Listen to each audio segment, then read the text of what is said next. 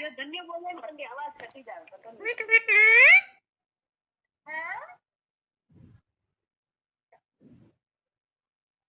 ऐसे भाई है ठंड घड़ी ठंड घड़ी